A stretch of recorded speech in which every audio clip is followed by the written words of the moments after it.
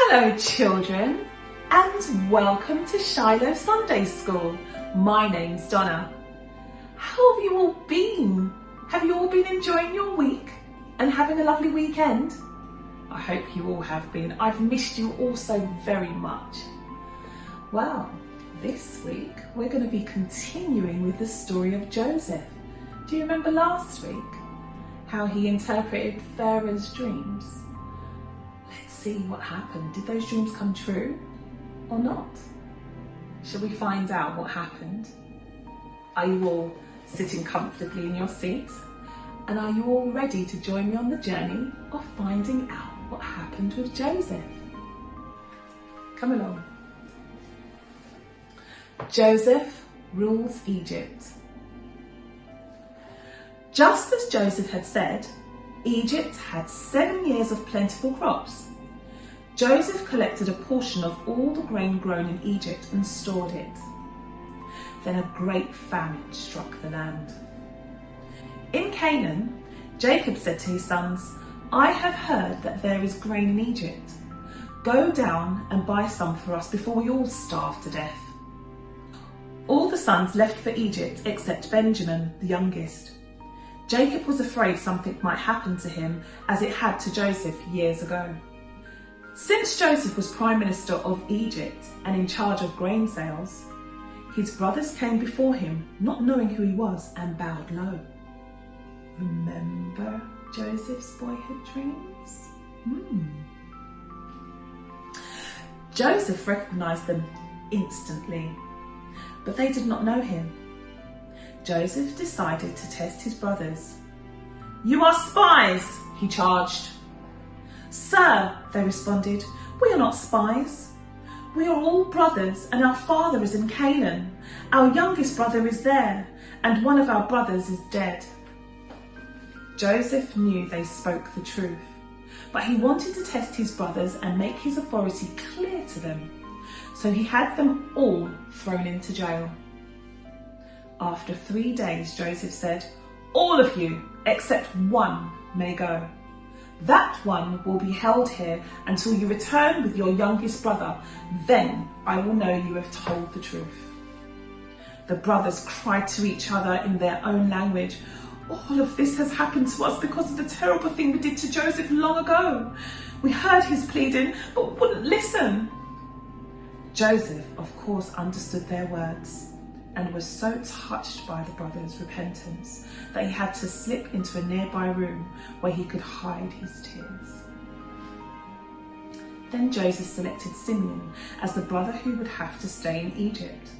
He ordered his servants to fill the other brothers' sacks with grain. But Joseph also gave secret instructions to put each brother's payment at the top of his sack. Trouble in Egypt.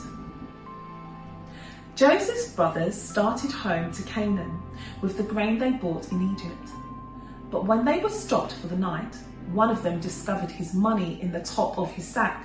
They were confused and afraid. Back at home, they told their father Jacob all about what had happened to them. Then when they opened their sacks, every one of them found his money in his sack. This really frightened them. Jacob was very troubled. He had now lost 2 sons, and he didn't want anything to happen to Benjamin.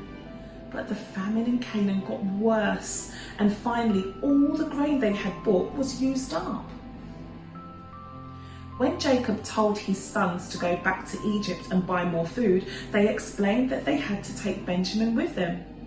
Finally, Jacob unhappily agreed for them to take Benjamin. When the brothers got back to Egypt, they tried to return the money they had found in their sacks, but Joseph's servants refused, saying, "I have already been paid." Then he sent out their brother Simeon. Joseph invited the brothers to eat dinner with him at noon. When he saw Benjamin, he was so happy he felt like crying. He went to another room until he was through crying. Then the feast was served.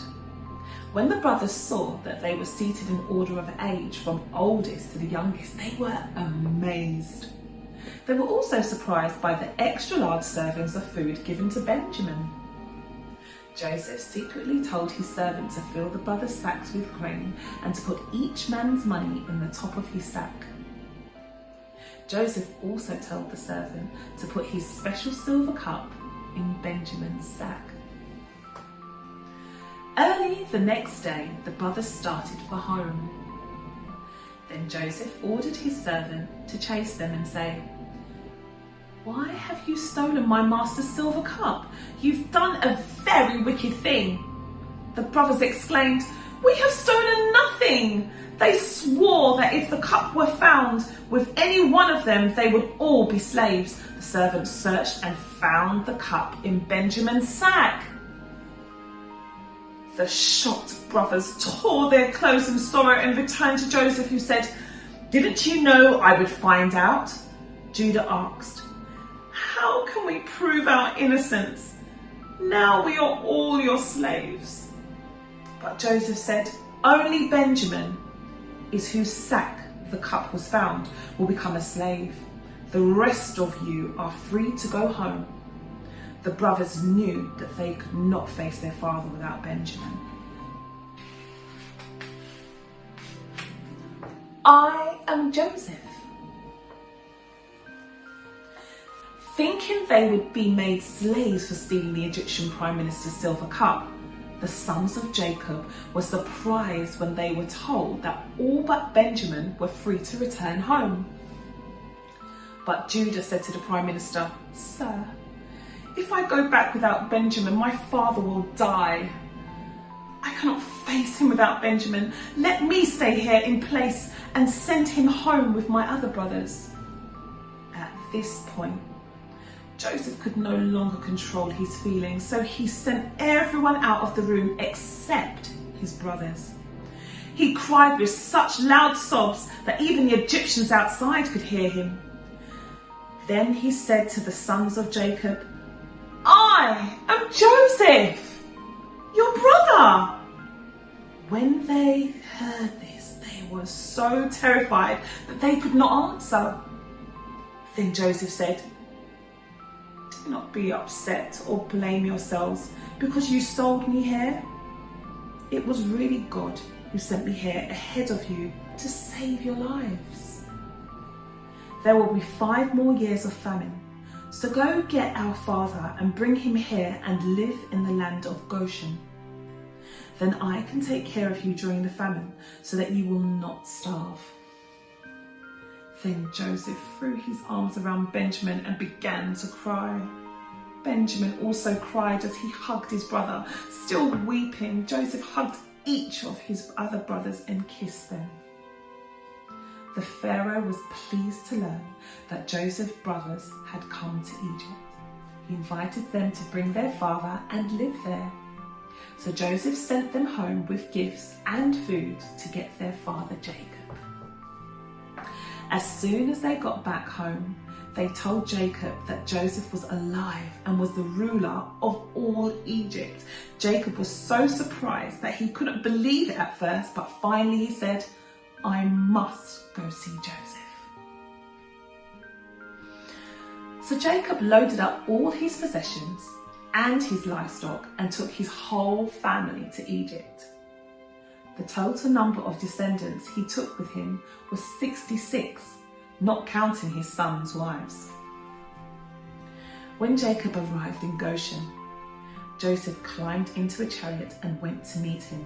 Seeing his father for the first time after so many years, Joseph threw his arms around Jacob's neck and wept.